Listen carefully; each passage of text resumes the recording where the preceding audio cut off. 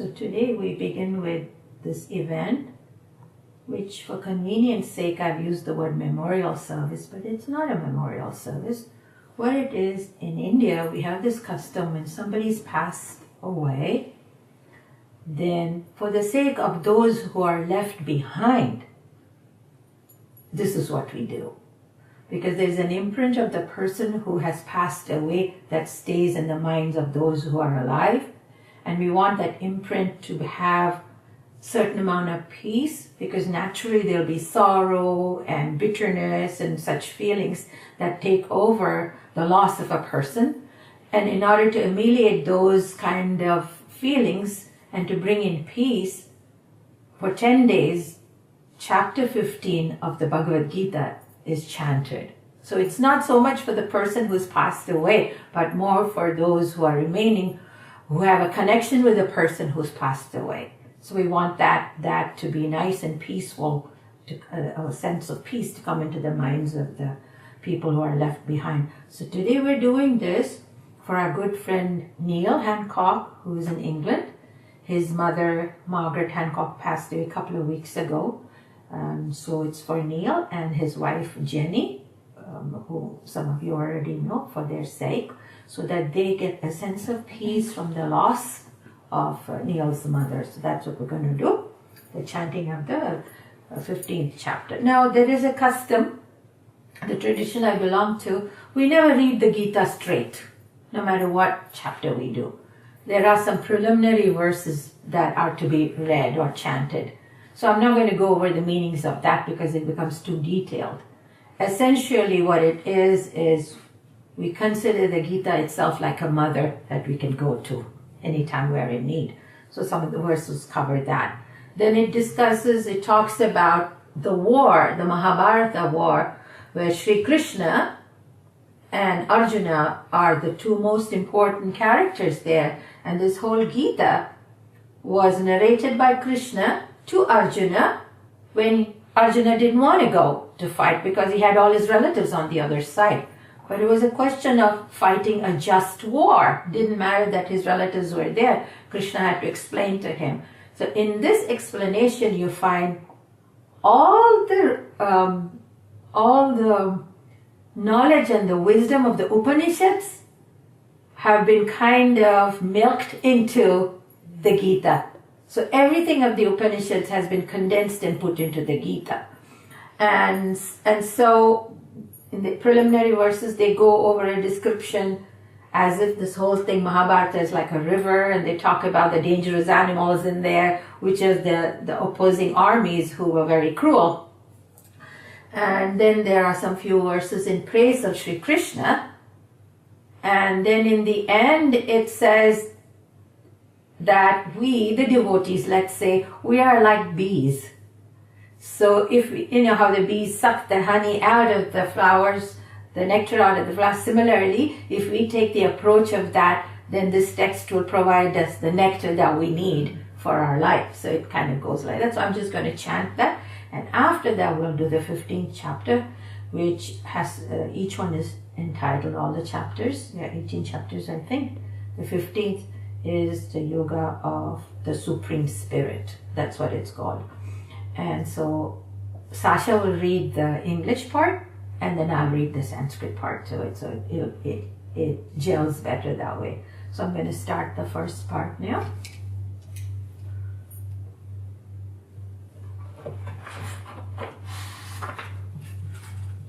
Om Adhaya Pratibodhita Bhagavata Narayana Swayam Vyasena Gratita Purana Mulina Madhye Mahabharatam Advaita Mritavarshini Bhagavati Ashtadashadhyayini Ambatva Manusandadami Bhagavad-Gita Bhagavad-Veshini Namostute Vyasa-Vishara-Buddhe Ullara-Vindayana-Patra-Netra Yena Tvaya Bharata-Taila-Purna Prajvayato Jnanamaya-Pradipa Prapanna-Parijataya Totra-Vetraita-Vanage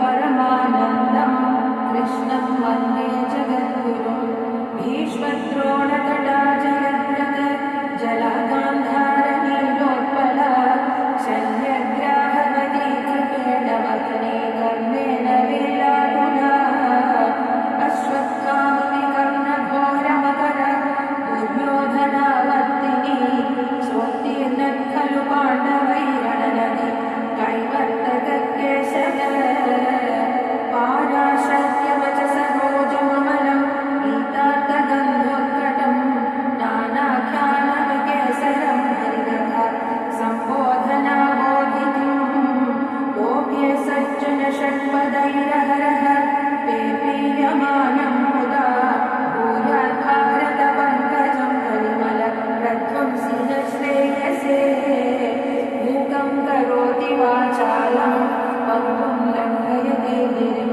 यत्कृपातमहं वन्दे परमानन्दमाधवम् यं ब्रह्मा वरुणेन्द्ररुद्रमरुतः स्तुन्वन्ति दिव्यैस्तवैः वेदैः साङ्गपदक्रमोपनिषदैः गायन्ति यं सामगाः ध्यानावस्थिततद्गतेन मनसा पश्यन्ति यं योगिनो यस्यान्तं न विदुसुरासुरगणा देवाय तस्मै नमः.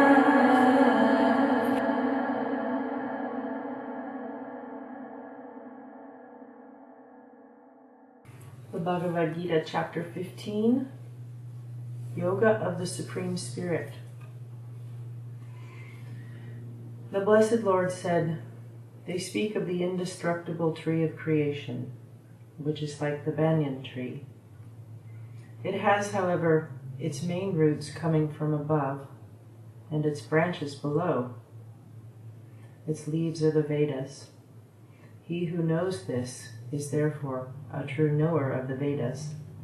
Shri Bhagavanuvāca ūrdhvamūlamadhः शाखम् अश्वत्थं प्राहुरव्ययं छन्दांसि यस्य पर्णानि यस्तं वेद स वेदवित्. The widespread branches of this tree are nourished by the three gunas. The objects of the sensory systems form the buds. Its adventitious roots stretch into the world of men and are reinforced by man's actions.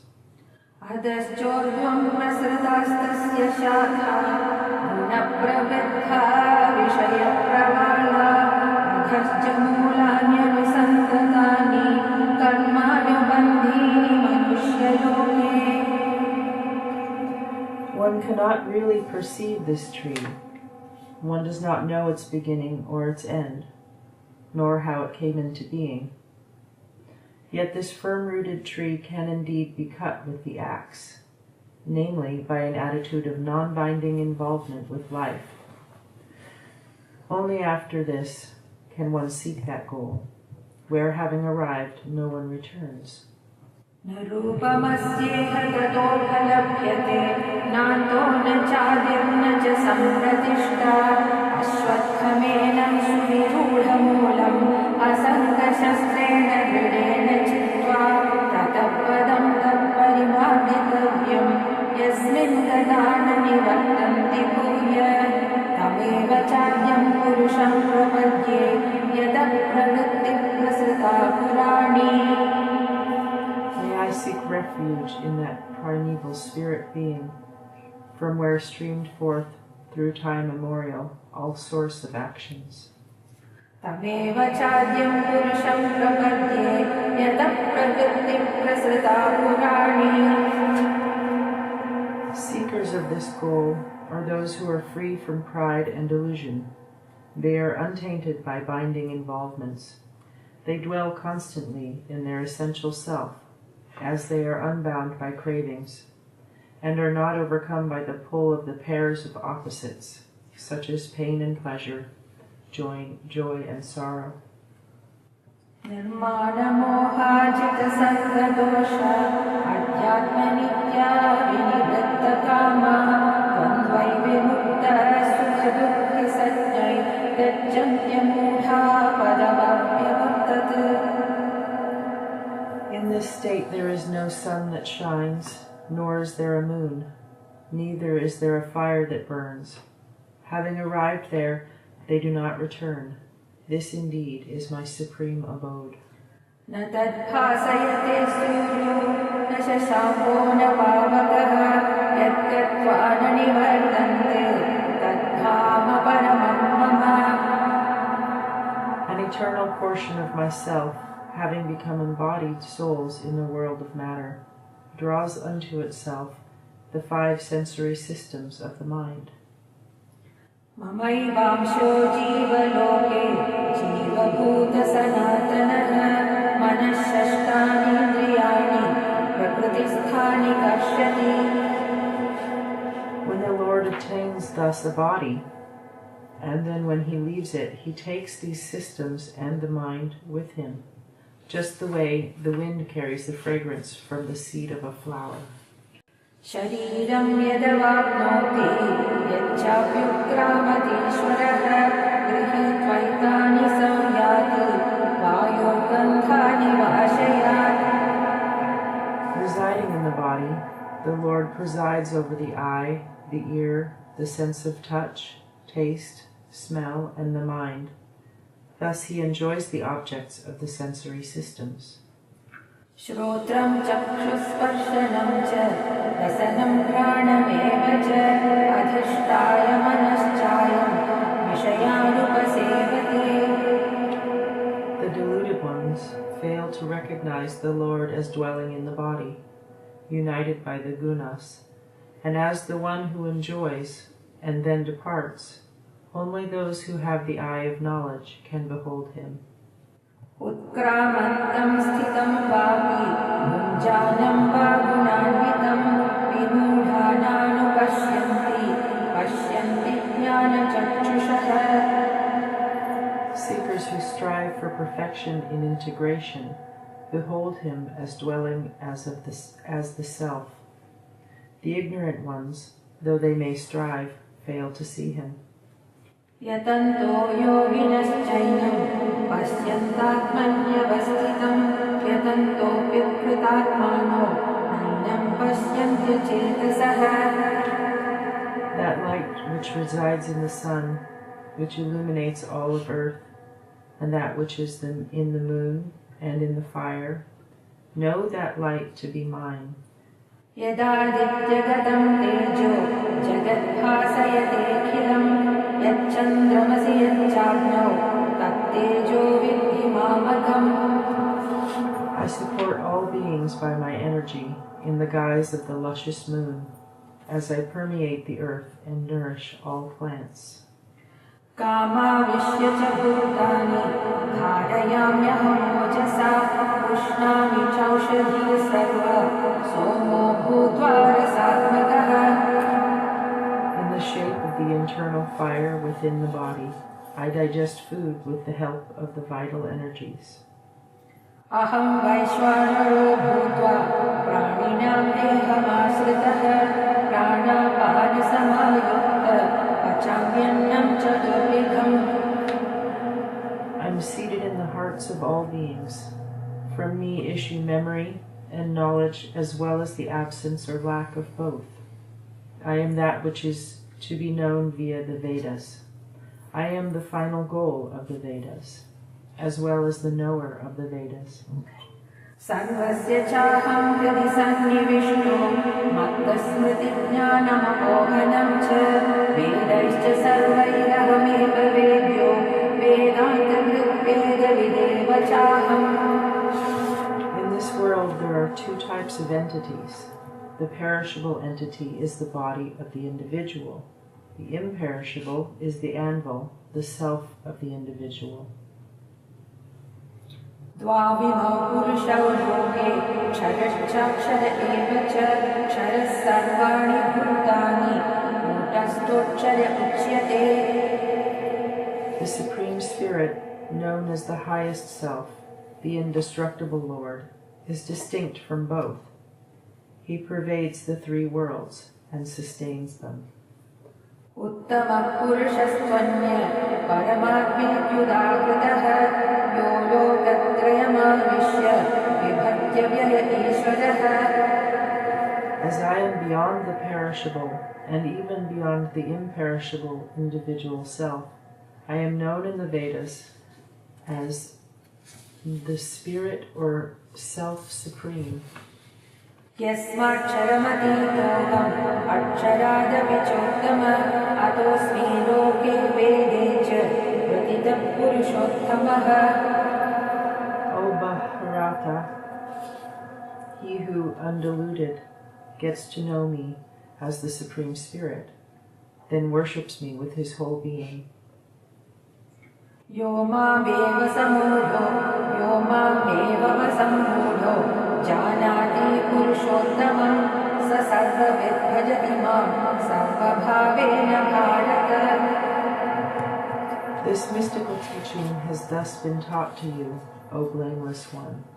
On understanding this science, one will become wise and will find all his obligations carried out and his duties discharged due to being embodied. इति गुह्यतमं शास्त्रम् इदमुक्तं मया नघ एतत् कृत्वा बुद्धिमान् स्यात् कृतकृत्यश्च Bharata. Thus concludes the 15th chapter of the Bhagavad Gita, the song sung by the Lord, titled The Yoga of the Supreme Spirit, which forms part of the dialogue between Sri Krishna and Arjuna, which is an Upanishad on the treatise The Knowledge of Brahman. इति श्रीमद्भगवद्गीतासूपनिषत्सु ब्रह्मविद्यायां योगशास्त्रे श्रीकृष्णार्जुनसंवादे पुरुषोत्तमयोगो नाम